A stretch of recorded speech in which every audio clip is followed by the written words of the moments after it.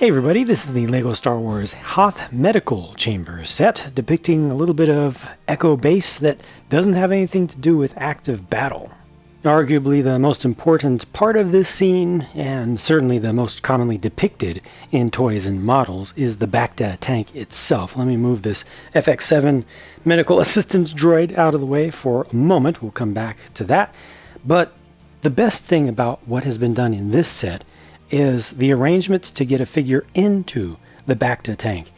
You don't have to take a bunch of the top assembly off. Instead, they have a hinge mechanism in the back that opens up completely, gives you full access to this with a 1x2 panel piece to hold on to just the base of the legs, and you just put it right in and you fold it back and you're done.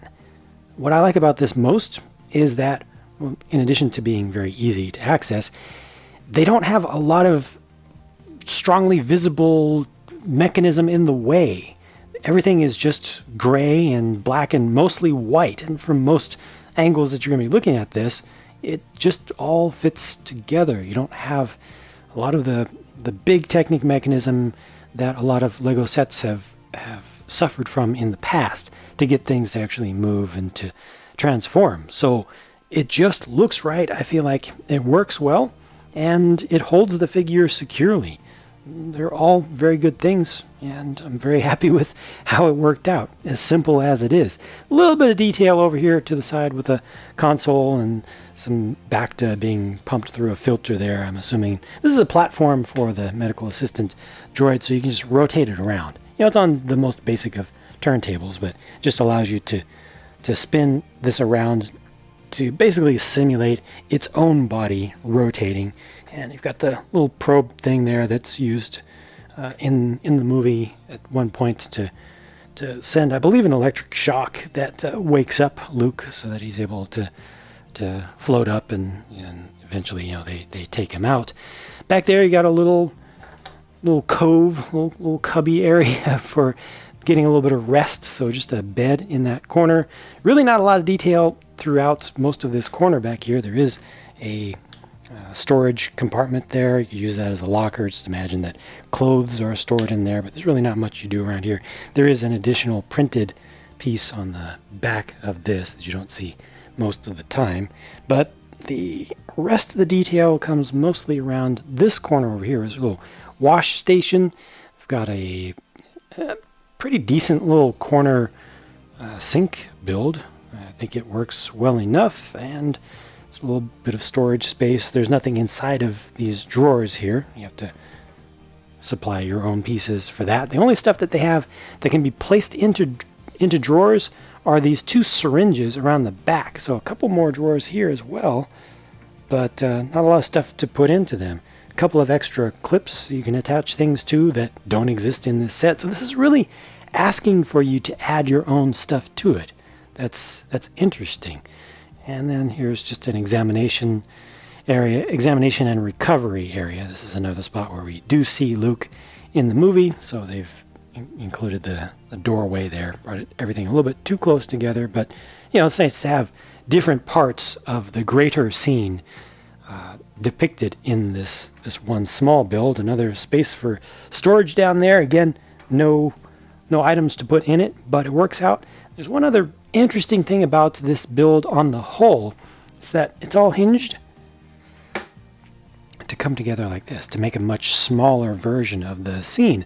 This is actually probably a little bit more accurate. I haven't looked up schematics of Echo Base and the specific scene and how it was supposed to be designed, how it was intended to be depicted in the movie. You know, I mean, it's all done by sets that are not necessarily separated out or not necessarily arranged in the way that things are shown canonically in the movie. But you know, this is nice to be able to bring everything together and to still have enough space to put a figure on the inside. You know, if I move this droid out of the way again, there's still plenty of space to have the 2-1B in there, and you can still have enough room for Leia to come in. You can bring Han in from another set. You know, it's small, it's compact, but it looks pretty good and has room to put the figures, and you know, has some accuracy to the movie. I think overall it's a pretty successful set.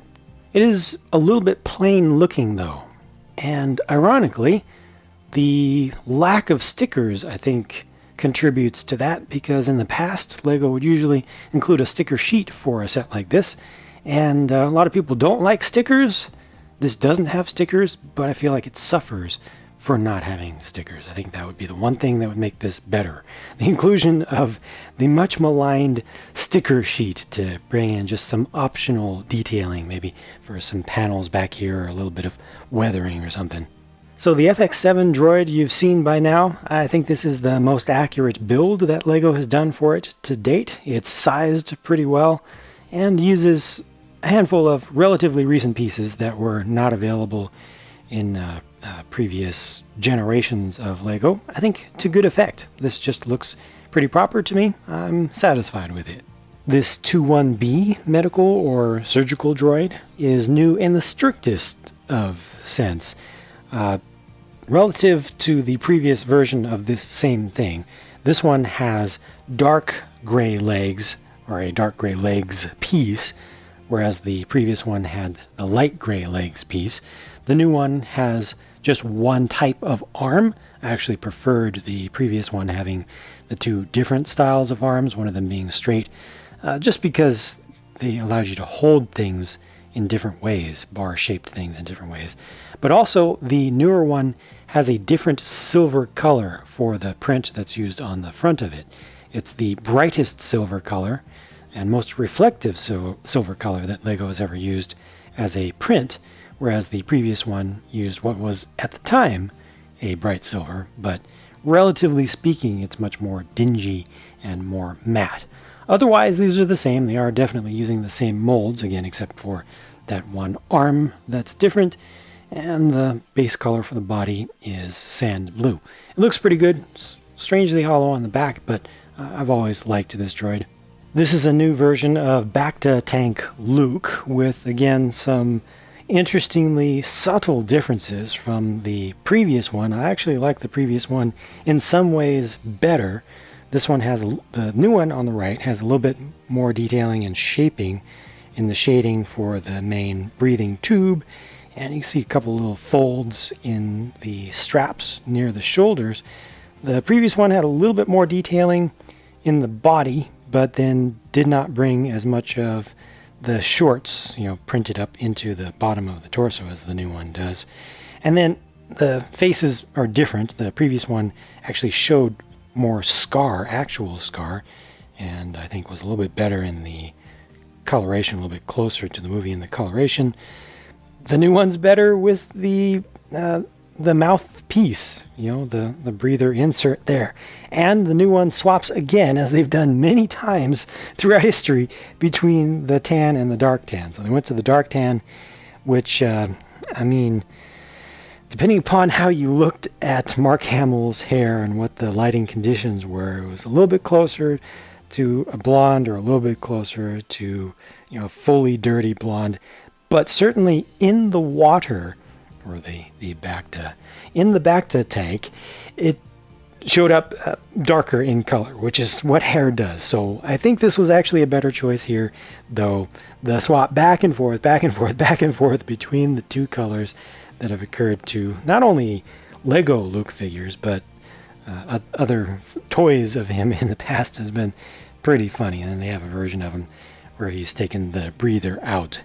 And finally, here's a new version of Hoth Leia, and this one makes another tan-related swap for the vest-style jacket. They went to white with just the dark tan-colored stitching to try to get some of the color into it. I guess this round of designers decided that the jacket was closer to white than it is to tan. That's another thing that's very debatable. I personally preferred seeing more of a difference, more of a contrast between the vest and the rest of what she was wearing, but certainly the newer one has a lot more printing and a lot more detail on it, and the face that has been used on the new one is just a lot more compatible with LEGO's graphic design standard. So I think that works out fine, and it's a valid compromise, I think, to use the dark tan colored stitching to pull just a little bit of color into that to suggest that it's off-white. And you get the annoyed face as well for when she's talking with Han. In all, I'm happy with a lot of the design decisions with this set, though I do feel like it could have used a little bit more texturing, and stickers may have been the best way to get that in there, but just from some angles and some parts of it, just looks and feels a little bit plain to me.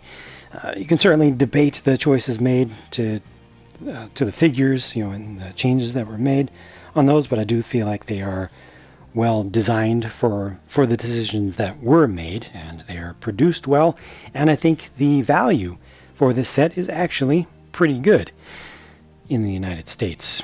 In the UK, not quite so much. The Eurozone, again, the price just doesn't make sense to me. I don't get it. Oh yeah, looks like I neglected to show you the one pair of surgical shears that are actually included in one of the drawers there. So they do include one additional thing that you can use as an accessory to place in storage.